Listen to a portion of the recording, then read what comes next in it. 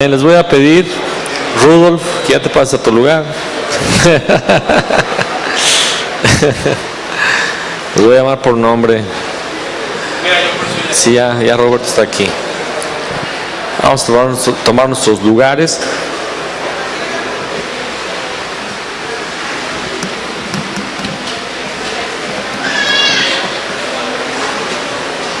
Ok, vamos a empezar. A las personas que están atrás se va a pedir que hablen bajito para no distraer acá. Vamos a ver el tema número 22, que es Cristo, el arca. Amén.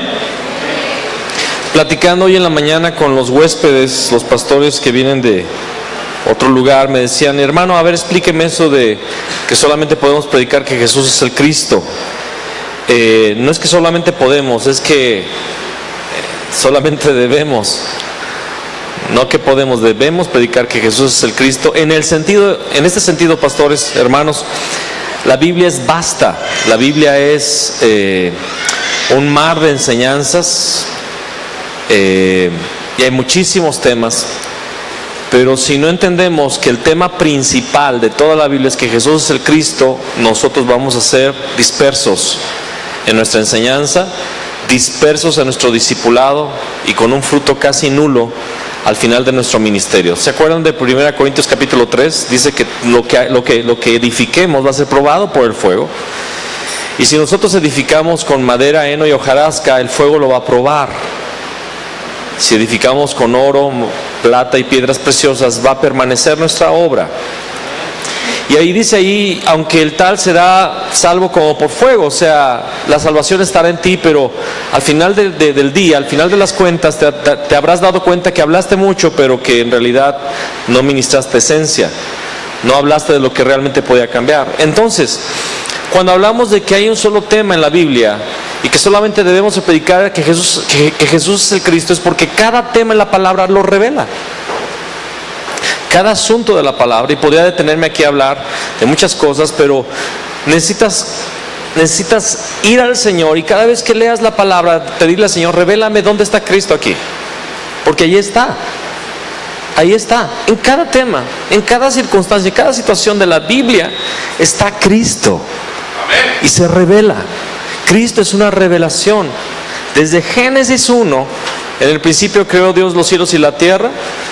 Después ves en Juan capítulo 1, dice: en el principio era el verbo. O sea que en el principio está Cristo. Amén. El verbo, el logos. Y luego cuando vas al último libro de la Biblia, Apocalipsis, esta es la revelación de Jesús Cristo. Desde el inicio, desde la primera hoja de la Biblia hasta la última hoja también dice: y el Espíritu y la novia dicen: ven, ven Señor Jesús. Es una revelación de Cristo. Y entonces el tema que ahora vamos a ver es el tema 22, es Cristo y el arca.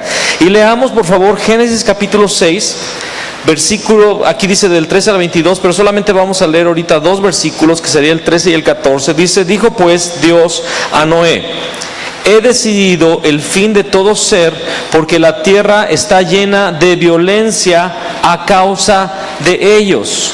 Y he aquí que yo los destruiré con la tierra. Y hazte un arca de madera de gofer. Harás aposentos en el arca, y la calafatearás con brea por dentro y por fuera. Cuando estudiamos el tema del arca de Noé, es una revelación explícita de Jesús el Cristo. Estas enseñanzas, en realidad, yo solamente las escuché en la escuela dominical, porque los pastores, yo no recuerdo en realidad un tema de Noé y el arca desde un púlpito a los adultos, porque los pastores pensaban, cuando yo era joven, que eran historias para los niños. Pero no es así. Noé y el arca es un tema actual para niños, adultos y viejos, para todas las generaciones, porque es una revelación de Cristo. Y cuando lo analizamos, vemos que este es un asunto del final de los tiempos. El evento del arca en el juicio del diluvio en la época de Noé no simplemente era un evento simple, sino que mostraba el símbolo de la salvación de Jesucristo. No solo esto, sino que es una lección de Dios para las personas que están viviendo en los tiempos postreros. ¿De quién estará hablando esto? De nosotros, ¿no es así? Para que tengan una advertencia acerca de los tiempos postreros. Jesús dijo estas palabras de Lucas capítulo 17. Como fue en los días de Noé, así también será en los días del Hijo del Hombre. Comían, bebían, se casaban y se daban en casamiento hasta el día en que entró Noé en el arca y vino el diluvio y los destruyó a todos. Asimismo como sucedió en los días de Lot, comían, bebían, compraban, vendían, plantaban, edificaban. Mas el día en que Lot salió de Sodoma, llovió del cielo fuego y azufre y los destruyó a todos. Así será en el que el Hijo del Hombre se manifieste. Claramente Lucas está hablando de la segunda venida, del advenimiento del Señor Jesús, y dice que lo que sucedió con Noé, lo que sucedió con Lot, será el estilo de vida y la situación de la iglesia de los postreros días, y está hablando de nosotros. Nos conviene estudiar la vida de Noé, nos conviene estudiar el tema del arca, porque es el actual de nuestros días, es lo que estamos viviendo, es la realidad de hoy. Lo que Jesús habló, habla de nosotros.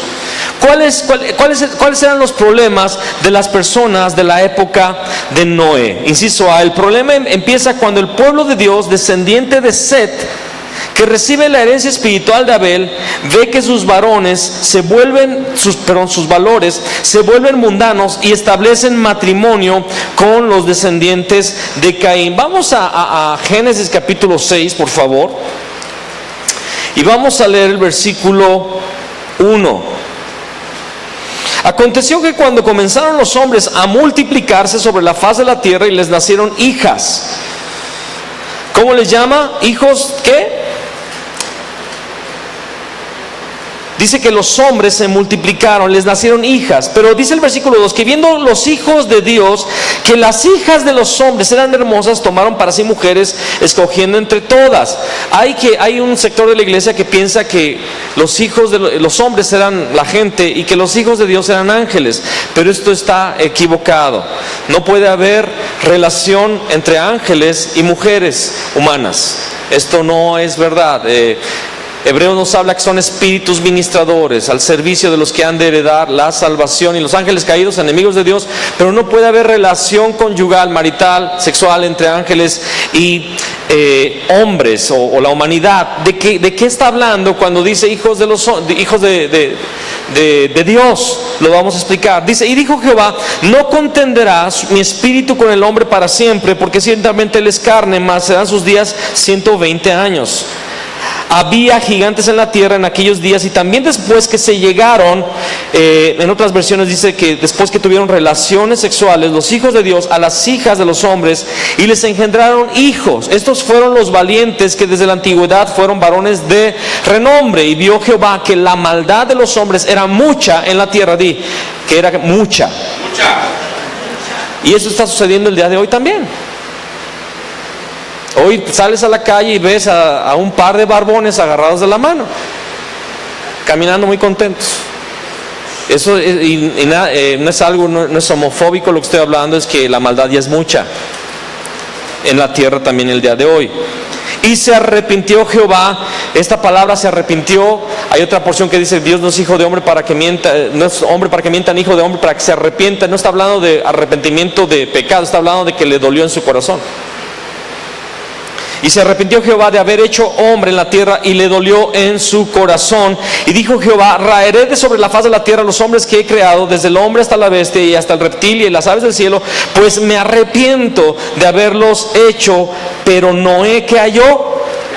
Gracia ante los ojos de Jehová. Este tema es muy extenso, no lo podemos explicar con mucho detalle por causa del tiempo, pero el hombre aquí, Dios está decidiendo cortar al hombre de sobre la faz de la tierra. Dios está decidiendo ponerle fin al hombre que se cortó, que se separó de él y que se ha pervertido, y no solamente cayó en pecado, sino que se deleita en el pecado e inventa pecados. Y se deleita en los que cometen pecados. Vamos al inciso C. Dice: sus descendientes fueron llamados Nefilim, que son los hombres Los gigantes son los valientes, cuyo significado viene de la palabra caer, nafal. Podemos decir que son personas que han caído de Dios. También hay muchos académicos que interpretan la palabra nefilín, aquel caído del cielo, como algo relacionado a Satanás. Los hijos de Dios y los hijos de los hombres, se está hablando de dos generaciones. En realidad, cuando Abel y Caín ofrecieron aquel sacrificio, Dios se agradó de Abel y no de Caín. Caín mata a Abel y Caín es maldecido por Dios, y Caín tiene una generación que es una generación mala, una generación separada de Dios. Los descendientes de Caín lo primero que hacen es fundar ciudades, o sea que están buscando su autoprotección. Empiezan a hacer crear ganado, o sea, ya no dependen de la provisión de Dios, ahora ellos son su propia provisión. Empiezan a inventar instrumentos de música, esto habla de adoración y esto habla de deleites, de fiesta, y también empiezan a trabajar los metales y hacer obras de arte, y en realidad habla de idolatría. Empiezan a establecer los descendientes de Caín lo que se llama el mundo o el cosmos. Cosmos significa el paradigma que el hombre ha creado para satisfacerse, para tener sustento, abrigo y protección fuera de Dios. Caín empieza a establecer el mundo, y los descendientes de Adán, ¿quiénes son? Abel acaba de morir, nace Set, que es un hombre que invoca, dice que a partir de su nacimiento los hombres empezaron a invocar el nombre de Jehová. Es una generación santa, es una generación que quiere guardar el pacto, una generación que entiende el sacrificio de sangre. Pero llega un momento en la historia en el cual, y este momento llega en el capítulo 6 de Génesis, que los hijos de Dios ven que las hijas de los hombres son bellas. Y me pregunto, ¿qué los hijos de Dios no tenían mujeres bellas? Habla de lo que hoy vemos en las iglesias. En las iglesias el día de hoy yo veo que mis jóvenes dicen, es que aquí no hay mujeres. Y yo volteo y hay un montón de mujeres, pero no hay mujeres como ellos quieren. Porque ellos quieren ver en las mujeres de la iglesia lo que hay en el mundo, unas muchachitas con la faldita hasta acá y mostrando hasta acá mucha pintura, y no solamente es la vestimenta, sino la actitud sensual y el libertinaje. Es que no hay lo que le gusta a tu carne, porque las hermanitas de la iglesia son santas y se están guardando para un solo hombre. Gloria a Dios. Y lo que no está a la venta no se pone en el aparador. ¿Qué es la minifalda? Es lo mismo que un alambre de púas. Protege la propiedad, pero no quita la visión de ella, ¿verdad? Y entonces, eso es para que te despiertes. Los hijos de Dios ven que las hijas de los hombres son bellas. Por eso también dice la palabra, engañosa es la gracia y vana la hermosura. La mujer que teme a Jehová, esta será alabada. Y entonces empiezan a tomar mujeres, pero aquí la palabra no está hablando de que se casan con ellas, sino empiezan a tomar varias. Empieza a haber, ¿cómo se llama? Bigamia, no monogamia, bigamia. Entonces, ¿qué es lo que pasa cuando un hombre cristiano se casa con una mujer que no teme a Dios? Dice la palabra que inclina el corazón de aquel hombre hacia los ídolos. Lo vemos en Salomón. Y este no fue bígamo, fue milígamo, ¿verdad? No, milígamo porque tuvo 1000. Y dice que desviaron su corazón. Y ese hombre sabio, lleno de Dios, ahora lo encontramos adorando a Astarot, adorando a Moloch, adorando a los dioses paganos y estableciendo templos en Israel. Entonces el mundo entra nuevamente a la iglesia en los días de Noé. Los hijos de Dios pierden el pacto. Por eso se les llama nefilín, que significa caer del cielo. Es algo que ha caído. Algo claro en que todo el mundo está lleno de maldad y que eran personas que no tenían más opción que recibir la ira de Dios. Lo vemos que Dios se enoja, Dios se pone iracundo, le duele en su corazón, se arrepiente y dice, los voy a raer de sobre la tierra. Como conclusión, el problema de la época de Noé eran 3. El problema de estar separado de Dios, Dios no estaba con ellos más. porque se volvieron carne una vez más. Por el problema del pecado estaban llenos de maldad y lo que pensaban en su corazón era de continuo solamente el mal.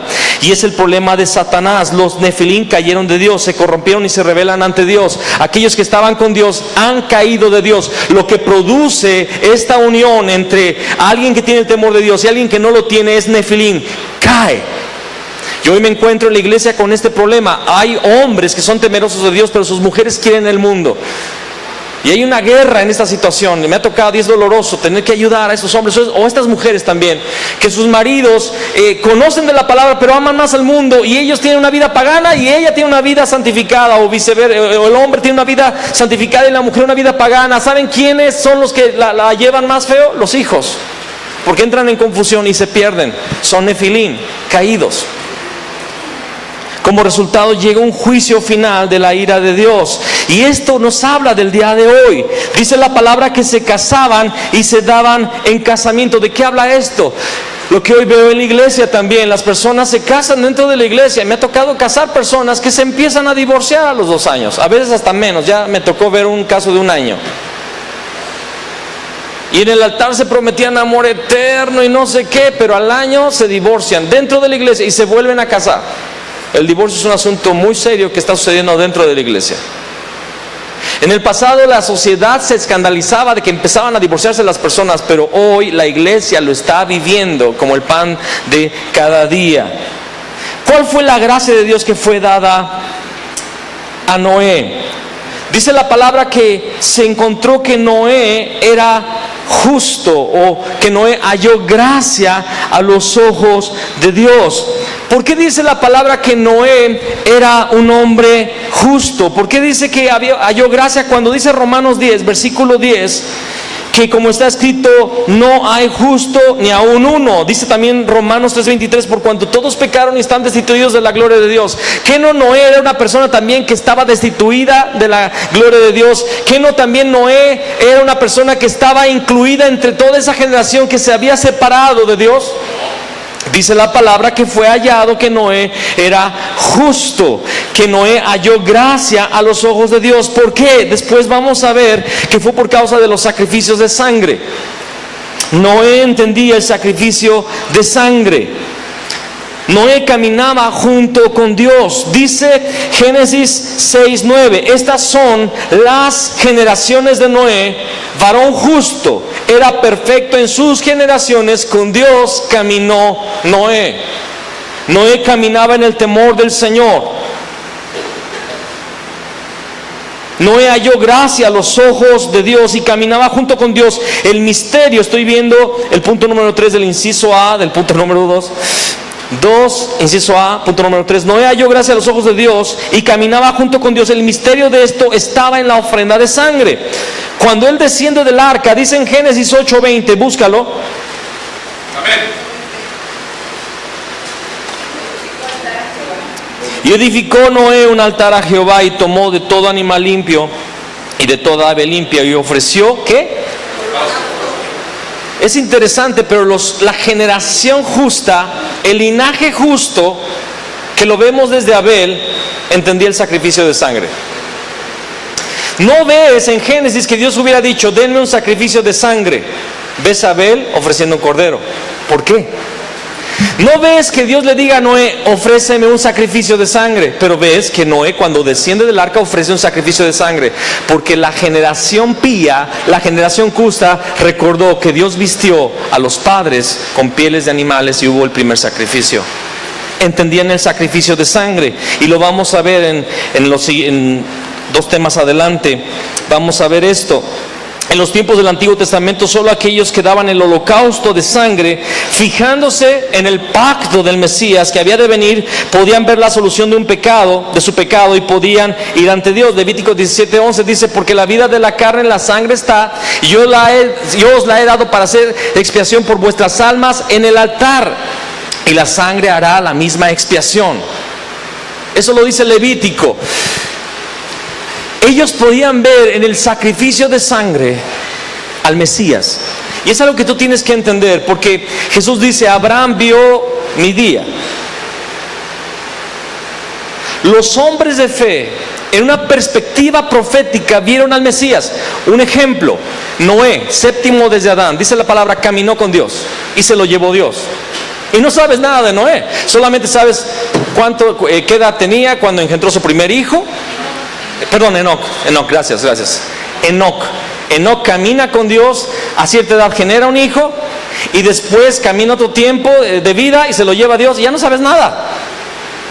Pero era tan amigo de Dios que Dios se lo lleva en una paseada. Cuando menos se dio cuenta, Enoc dijo, Enoc dice, ya dejamos la tierra, pues ya vente para la casa. ¿Para qué le batallas más?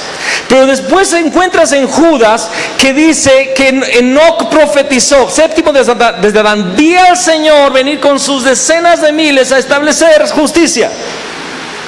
Porque Enoc vio al Mesías en una perspectiva profética de grande amplitud, porque fue al principio de los tiempos. Él vio al Mesías. Abel estaba viendo al Mesías cuando dio el sacrificio de sangre. Noé vio al Mesías cuando hacía el sacrificio de sangre. No veían sangre que pagara el pecado, veían la sangre de un justo que iba a ser derramada por los pecados de la humanidad. Alguien diga amén. Fue Dios quien ordenó a Noé construir el arca. El único camino para evitar la ira de Dios y el juicio del diluvio era el arca. Y ves que Dios le dijo a Noé, vas a hacer una arca así, de tanta longitud, de tanta altura, de tanta, así, y vas a poner aposentos. Y la vas a calafatear con brea por dentro y por fuera. Y va a tener una sola puerta y una ventanita. Y todos esos detalles, así como el tabernáculo de Moisés, son símbolos de Cristo. No los podemos hablar todos.